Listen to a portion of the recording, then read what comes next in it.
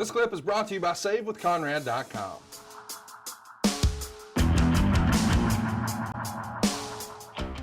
Josh Kuhn wants to know if you have any good Roddy Piper stories. Again, Piper was a guy that I didn't spend any downtime with. I was a huge fan, as you will find a lot of wrestlers are fans of Roddy Piper and what he brought to the table. Certainly he was a generation before me, or a half a generation, however you want to look at it.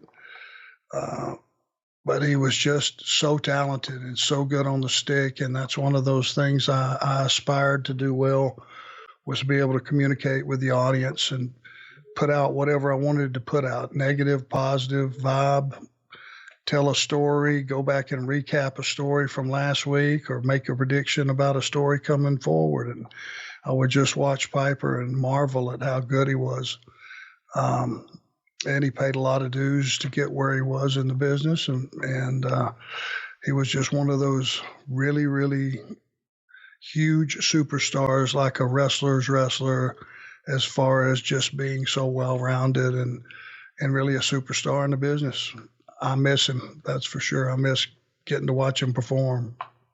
I'm really fascinated to hear you talk about Roddy Piper as being somebody so influential to you and your style, because his promo style and your style, I don't see a whole lot in common. It feels like some of his were so over the top and at times even nonsensical, but it worked because it was him for some reason. Like, I don't know that anybody else could have said the same words he did and it worked as well. It wasn't necessarily what he said, but how he said it. Go ahead. Yeah. Don't misunderstand me. I wasn't saying that I tried to pattern myself after him and do anything that he did in the ring, on the mic, otherwise tried to emulate him in any fashion. I was just so amazed that he was so in touch with that character and so in tune and was so comfortable with who he was and could pull off what he was trying to convey in his own way. And he was so original. It was more me just knowing this guy knows who he is. He's got a grasp of who he is.